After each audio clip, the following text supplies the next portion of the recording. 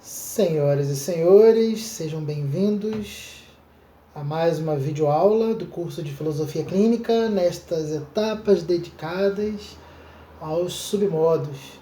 E o submodo de hoje, nós vamos trabalhar o submodo número 30, chamado análise indireta, que provavelmente vocês vão encontrar logo em seguida, após a análise indireta, as etapas dele, que seriam ação, hipótese e experimentação. De modo geral, a análise indireta ela é bastante simples, né?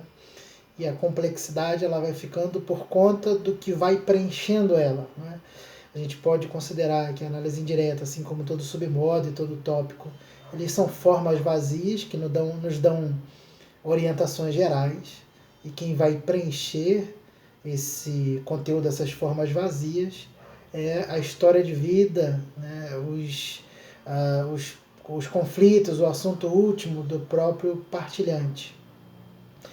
Então, para uma apresentação muito resumida do que seria a análise indireta, seria propriamente a gente dizer que a ação ele é o problema que está ocorrendo.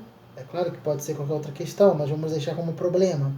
A hipótese são as possibilidades de solução desse problema, e a experimentação é a efetivação de uma dessas hipóteses. Mas os desdobramentos desse procedimento, eles são bem vastos. Nós vamos aqui tentar englobar alguns deles, mas levem sempre em conta que todo submodo, assim como todo tópico, eles são muito vastos em suas possibilidades, porque, no fim das contas, todos eles são adaptados a cada pessoa.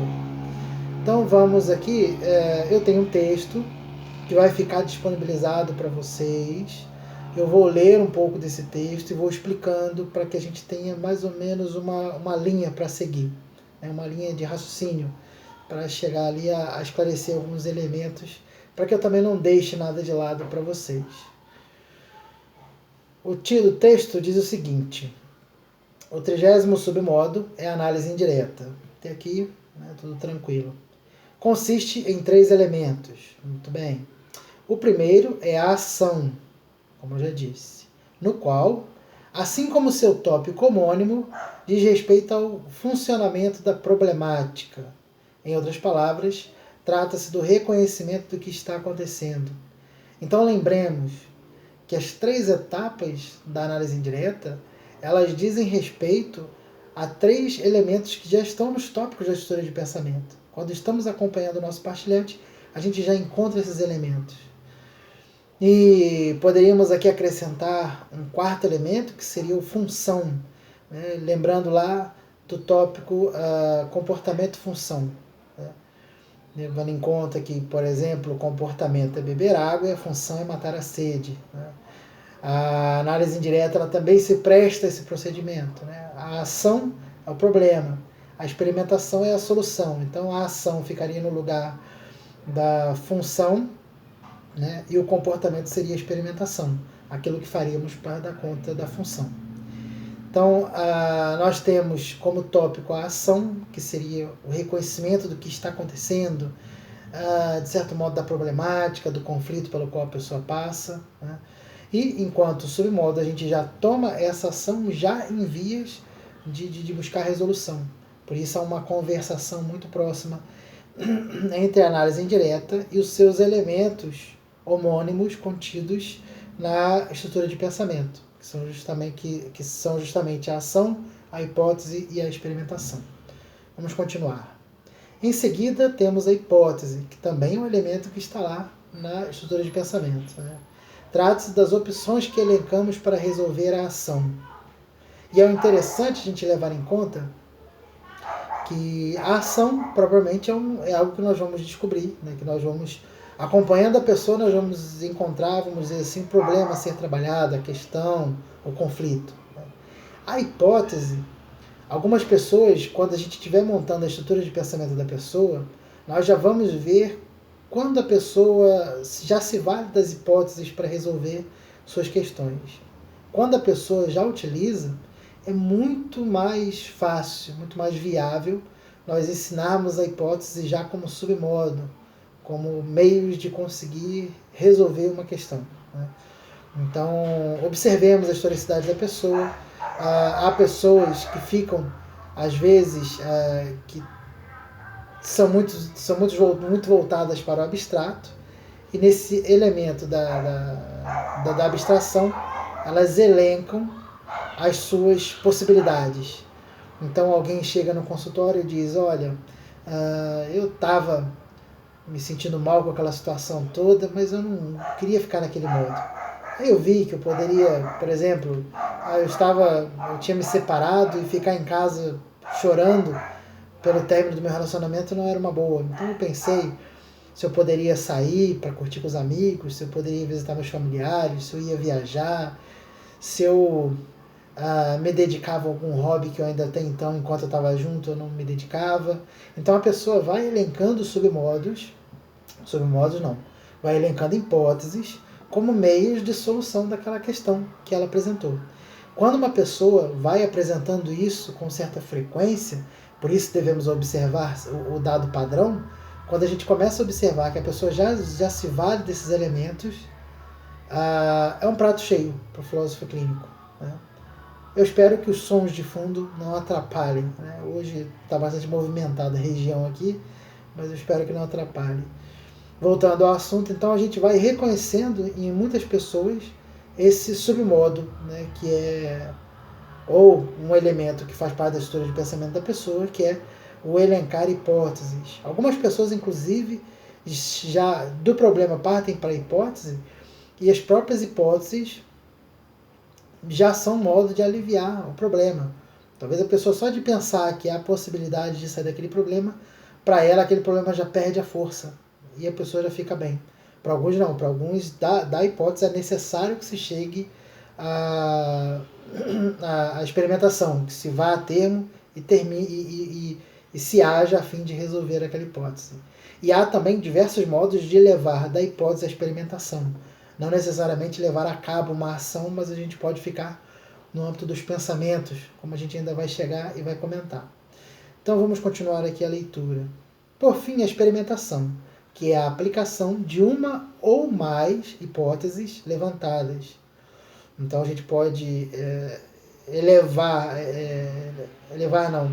a gente pode elencar as hipóteses e tentar experimentar de uma a uma aquela que parecer que para nós tem mais chances de resolver a ação, né, de dar conta da ação, para aqueles que têm menos chance, ou de uma que talvez seja mais fácil para uma mais difícil.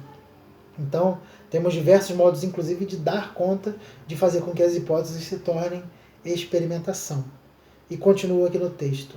Isto pode ocorrer conceitualmente, isto é, nos pensamentos ou ensaios mentais, ou na prática, com ações concretas. E aqui também tem uma distinção muito interessante.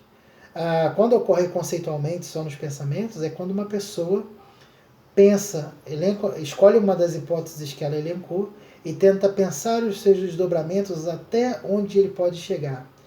E isso vai nos lembrar outro submodo, que é o em direção ao desfecho, que é quando também a gente pode se valer do em direção ao desfecho para trabalhar um argumento, um ponto, um problema, por modo de um raciocínio, até que a gente tente esgotá-lo, né? Até que a gente chegue a uma conclusão.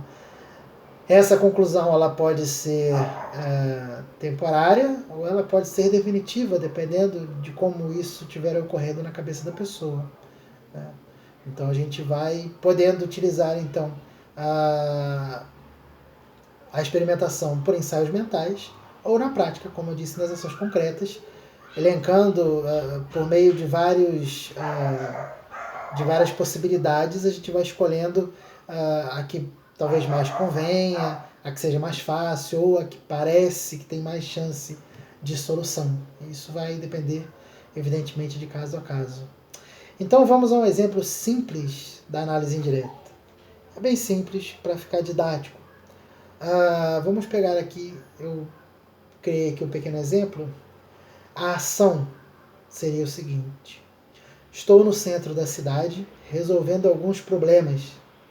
Paguei algumas contas e me sobrou alguma coisa para pagar o táxi para voltar à empresa. Mas estou com muita fome e preciso comer algo para não correr o risco de passar mal. Veja, então temos um problema. Uma pessoa talvez esteja no centro da cidade, ao que parece, em algum horário que ele deveria ter feito uma refeição. Então podemos supor aqui que fosse o horário de almoço. A pessoa pagou com algumas contas, né? Foi resolver alguns problemas, pagou algumas contas, não sabemos qual a natureza dessas contas, se são da empresa ou da própria pessoa. Sobra alguma coisa para a pessoa pagar o táxi, né?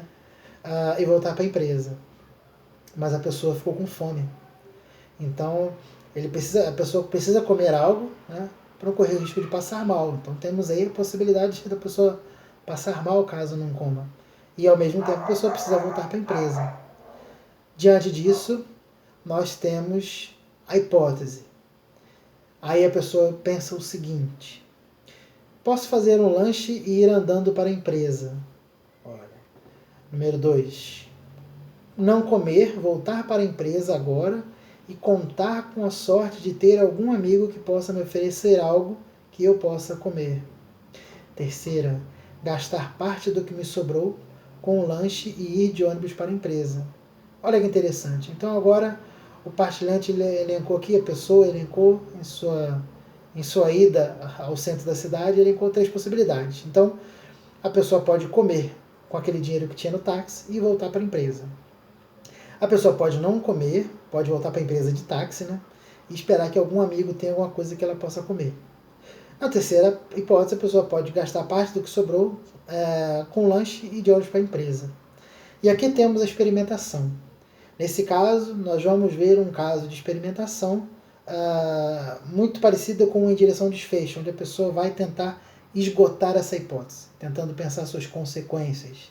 Então, na experimentação, a pessoa diz então o seguinte: se eu comer e for andando para a empresa, não vou passar mal de fome, mas posso demorar a chegar e o gerente pode me ver com maus olhos. Então tem uma consequência possivelmente ruim, né? E aqui, é claro, é quase que uma hipótese dentro da hipótese, né? Se eu fizer isso, ainda tem chance de acontecer isso. Tem chance de acontecer inúmeras outras coisas. Mas, nesse caso, o partilhante elencou uma hipótese dentro dessa hipótese, né? Se eu for andar para a empresa, se comer e for andar até a empresa, vai chegar na empresa, não vai passar mal, mas corre o risco de ser mal visto.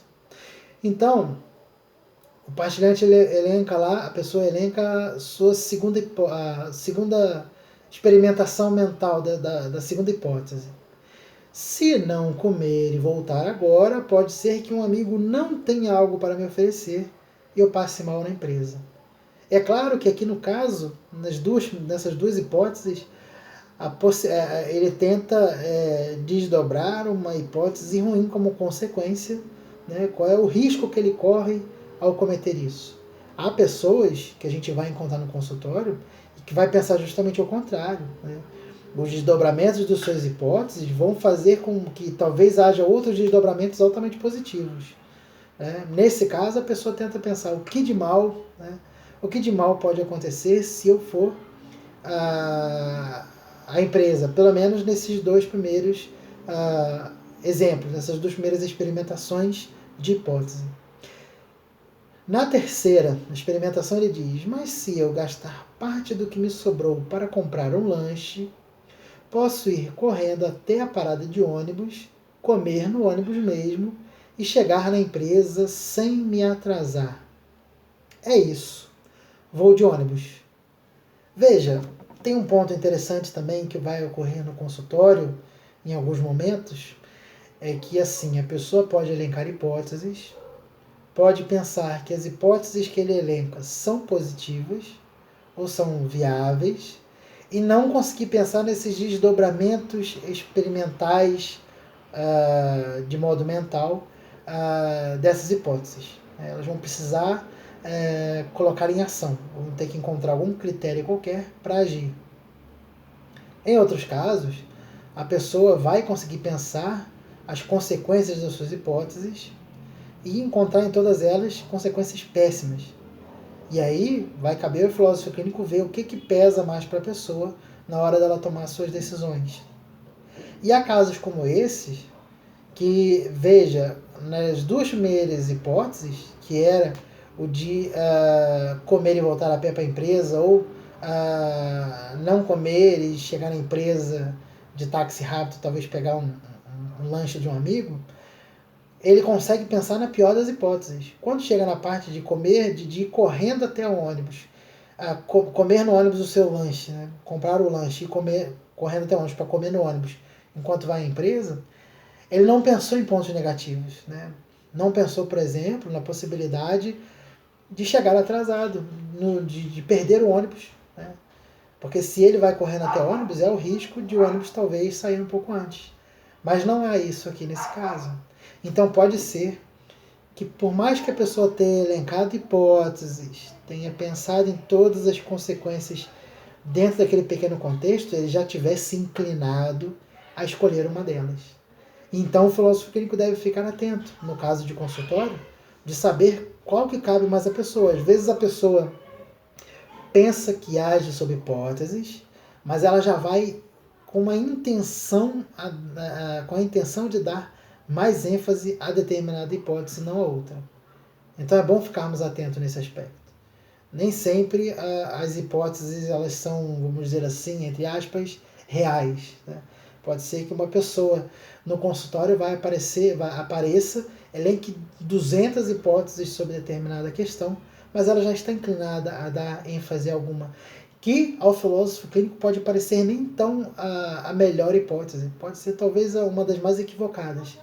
Mas a pessoa, às vezes, precisando levar algo à experimentação, porque é por meio da experimentação, às vezes, que a pessoa aprende, então vai ser necessário que ela experimente, veja o erro para falar, de fato, aquela hipótese não funciona. Mas, para alguns casos, vai ser assim o caminho. Então, vejamos com qual tipo de partilhante a gente está lidando, e até para pensar as nossas próprias hipóteses. Né? Nem sempre a gente escolhe, nem sempre a gente está tão disposto assim, a elencar hipóteses em busca do melhor caminho. A gente já tem um caminho claro do que nós queremos, ou temos já de modo quase intuitivo qual o melhor caminho. E vai ser, por mais que a gente elenque hipóteses, que a gente coloque lá em esquemas resolutivos, colocando prós e contras de hipóteses, na verdade a gente já está, às vezes, já tendendo a uma resposta, e não há certo nem errado nisso. É um modo que nós temos de funcionar. Às vezes nós usamos hipóteses só para aliviar um pouco a nossa mente, ou para, vamos dizer assim, para desencargo de consciência, né? Para a gente ter aquela impressão de que a gente pensou em todas as possibilidades e aquela parecia melhor. Às vezes nem tanto. Mas se aquele caminho é para onde a gente se dirige existencialmente, está cabendo para nós naquele momento, para nós a gente talvez valha a pena fazer isso. E no caso também do partilhante, a gente deve ficar atento para levar isso em conta. Vamos aqui à continuação do texto. Neste caso, a experimentação foi avaliada mentalmente antes de se chegar a um desfecho concreto, um ato. Né? Isso pode nos fazer lembrar o esquema resolutivo. Né? E é comum que os submodos encontrem pontos de contato, né? Pois em muitas ocasiões haverá diversas associações submodais. Então, como eu disse aqui, quando a gente vai, em muitos casos, tentar pensar as consequências de determinadas hipóteses, a gente faz uma espécie de direção de desfecho, tentando esgotar os caminhos que aquelas hipóteses podem nos levar. É claro, dificilmente a gente vai conseguir talvez pensar em todas as consequências, mas atento àquelas que seriam principais e que mais têm a ver com a estrutura de pensamento do partilhante, é provável que a gente tenha muito mais acertos nesse âmbito. Então, levando como em direção ao desfecho, pode ficar interessante, e como o esquema resolutivo do mesmo modo. Nós podemos pegar hipóteses e tentar não só entre duas, mas entre 3, 4, quantas forem, pensar os pontos positivos e negativos daquelas hipóteses, né, daquelas possibilidades. Então nós temos um caminho, por exemplo, de em direção ao desfecho, quando nós vamos seguir uma linha de raciocínio para tentar esgotar aquela possibilidade. E temos o esquema resolutivo, que é quando a gente tenta ver o maior número de prós e o maior número de contras que tem cada uma daquelas decisões, para nós conseguirmos chegar a descobrir qual é a experimentação concreta melhor que a gente pode fazer. E assim, levando em conta que nem todo partilhante também vai fazer uma experimentação, vamos dizer assim, concreta. Alguns partilhantes bastam que descubram que aquele problema tem uma solução, vamos dizer assim, para que aquele problema perca força. Ele só é um problema enquanto não tem meios de solução. Para algumas pessoas basta saber que há caminhos, que ela pode fazer tudo aquilo e simplesmente não fazer, ficar por isso mesmo. Aquilo perde a força porque a pessoa se deu conta de qual é a natureza daquilo e para um momento futuro ela age, ela faz alguma coisa em prol daquela questão que surge. Quando se dá conta de que aquela questão não é uma questão insolúvel, né, que ela tem jeito, então a pessoa pode ficar tranquila. Então há possibilidades aí, como a gente costuma dizer, tantas quantas são as pessoas. Né? Lembrando sempre que estamos lidando com singularidades. Né? Então vamos aqui para o próximo ponto aqui. Mas estamos nos referindo à singularidade, ou seja, teremos partilhantes que poucas vezes chegarão a elencar hipóteses. E aqui é interessante. Nem toda pessoa vai partir da ação para a experimentação pensando em hipóteses. Algumas pessoas vão pular de um ponto a outro. Então assim, eu tô com fome. Olha, a primeira coisa que vê na frente, se vê uma lanchonete, eu vou comer. Não pensa nas consequências daquilo, nas hipóteses, nas possibilidades. É simplesmente, o problema surgiu, a solução é a primeira que é vista pela frente. Então não há necessariamente hipóteses. Há ações. De problemas há ações diretamente. Então, eu quero ir para casa. Eu olhei na rua, vi um ônibus que vai para minha casa, eu já entro nesse ônibus. Você não pensou nada a respeito? A gente às vezes ouve muito. Né? A pessoa, não, eu só queria chegar em casa. Né? E vai para casa direto. Isso também pode ocorrer no consultório. A pessoa não vai ficar elencando possibilidades. Ela vai fazer aquilo que a gente chama também de comportamento e função. Né? A função surgiu, a pessoa já vai querer o primeiro comportamento que possa supri-lo. Se é equivocado ou não, é a experimentação que vai ensinar. Não é as hipóteses. Né? Não são as hipóteses. Então, há casos de fato que a pessoa não vai elencar hipóteses e não há problema algum nisso. Isso vai de cada estrutura de pensamento. Continuando. Talvez encontrem por intuição apenas uma possibilidade e irão direto à experimentação. E tem isso também. Né? Algumas pessoas elas não vão construir suas hipóteses baseado na racionalidade, ou na epistemologia, ou algo do tipo. Elas vão, por dados intuitivos, pensar uma solução e já partir para ela. E se isso funciona bem na história de vida da pessoa, o filósofo clínico pode agir tranquilamente e talvez, em alguns casos, é claro, sempre vai variar de caso a caso, mas o filósofo clínico pode pegar esses elementos da intuição e quando funcionou, inclusive para a pessoa ao longo de sua história de vida, ele pode reforçar esse elemento e incentivar que a pessoa faça esse movimento. Continuando. Outros poderão resolver as questões nas hipóteses, concluindo que não é momento de agir. Isso eu já cheguei a comentar.